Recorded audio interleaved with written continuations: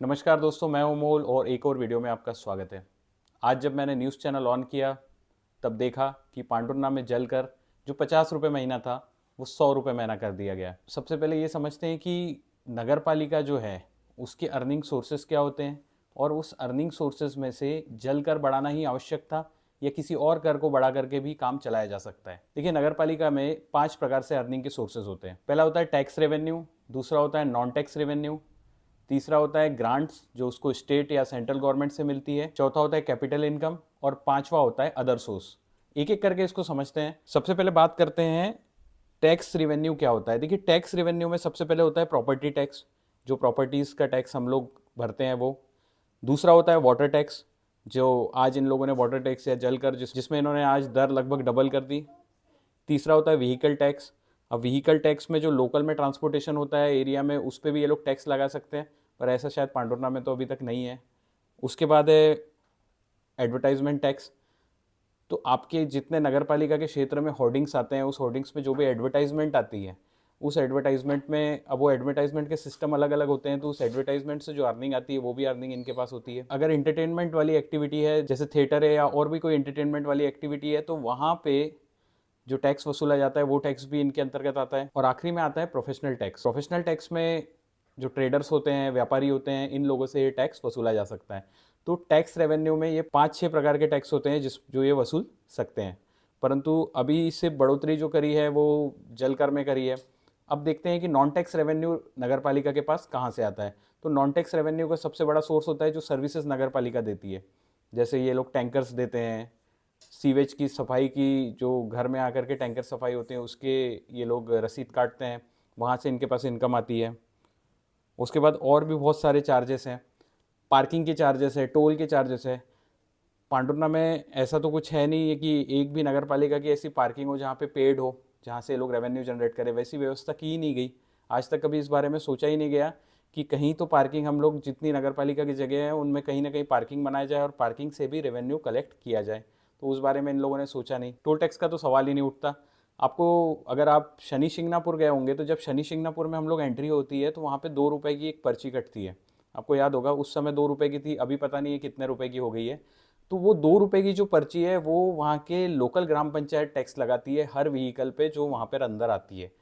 या वो पर व्हीकल के हिसाब से थी या पर व्यक्ति के हिसाब से थी, मेरे को अभी तो याद नहीं है, लेकिन हाँ, वहाँ पे टोल था एक शनि शिंगणापुर में जब आप अंदर जाते हैं।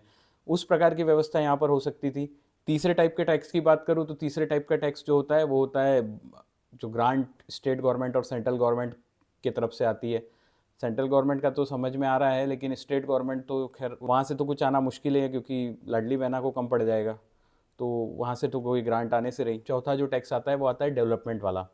तो डेवलपमेंट वाले टैक्स में 2 प्रकार से, या तो आप लोन ले लो या आप बॉन्ड्स जारी कर दो कुछ टाइम के लिए, जनता से पैसा ले लो कि इतने समय के बाद हम आपको पैसा वापस कर देंगे।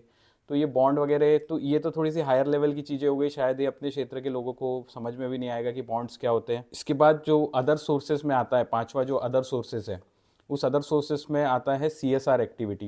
मेरे को याद है CSR एक्टिविटी में पांडुर्ना के अंदर ड्राईटेक ने कुछ इन लोगों को व्हीकल्स दिए थे कुछ दिन पहले, न्यूज़ में भी आया था। वैसे CSR एक्टिविटी के थ्रू फंड जुगाड़ सकते हैं, फंड ला सकते हैं। इसके बाद आता है पब्लिक प्राइवेट पार्टनरशिप, PPP, कि आप पब्लिक से पार्टनरशिप करिए किसी भी डेवलपमेंट काम के लिए, उनसे पैसा लीजिए और उसका जो रेवेन्यू आएगा उसमें उनको कुछ परसेंट फिक्स करके उनको वापस कर दीजिए।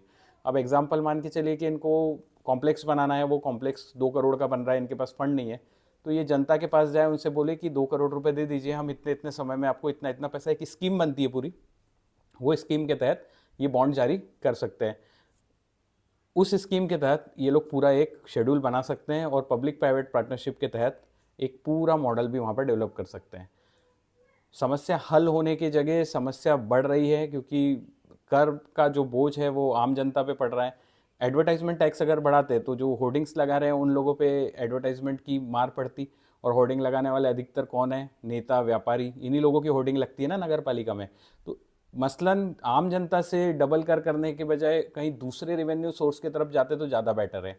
आपकी अवैध कॉलोनियाँ है जिससे बहुत सारा पैसा वसूलने का है, करोड़ों रुपए का, करोड़ों रुपए की वसूली है वहाँ पर, तो वो करोड़ों रुपए की वसूली करके उन कॉलोनियों को वैध कर दिया जाए या वहाँ पे कुछ सेटलमेंट करके वैध कर दिया जाए, तो ये ऑप्शन भी वहाँ पर हो सकता था। जनता पे वजन डालने के अलावा भी बहुत सारे ऑप्शन थे जिस पे काम करना चाहिए था, परंतु इन लोगों ने सीधे जनता पर बोझ डाल दिया। अब किस पार्टी से या किस राजनीतिक दल से आप शिकायत करेंगे, क्योंकि दोनों ही राजनीतिक दल वाले लोग इसमें शामिल हैं। जिन्होंने वोट कांग्रेस को दिया था वो बीजेपी में आ गए हैं और वही लोग कर बढ़ा रहे हैं। बीजेपी वाले देख रहे हैं और कांग्रेस वाले जो बाहर बैठे हैं उनका काम है विरोध करना, तो वो विरोध वहाँ पर आज बैठक में उन्होंने कर दिया। पर उसको और भी स्केल लेवल पे इन लोगों को विरोध करना चाहिए, क्योंकि 50 से 100 रुपये सीधे डबल टैक्स कर देना, मतलब आपका 600 रुपये साल का आता था तो अब आपको 1200 रुपये साल का देना पड़ेगा जल कर के लिए। एक अच्छे खासे धनी व्यक्ति के लिए तो ये बड़ी रकम नहीं है, लेकिन एक ऐसा व्यक्ति जो बहुत कम पैसे कमा रहा है उसके लिए ये बहुत बड़ी रकम हो जाती है। खैर, अब आप ये भी बोल दोगे कि लाडली बहना का पैसा तो आ रहा है तो फिर दिक्कत क्या है। तो ठीक है, आने दो पैसा और रिवेन्यू बढ़ाते रहो। अगर आपको लगता है कि कहीं और से रिवेन्यू का जुगाड़ करना चाहिए था नगर पालिका को, रादर देन कि जलकर बढ़ा देना, तो कमेंट करिए और बताइए कि किस रिवेन्यू सोर्स से पैसा आना चाहिए था। आशा करता हूँ ये वीडियो आपको अच्छा लगा हो। समस्याएं हैं लेकिन उसका समाधान भी हम ही को ढूंढना है, तो हम लोग समाधान ढूंढते हैं। अपना ख्याल रखिए। नमस्कार।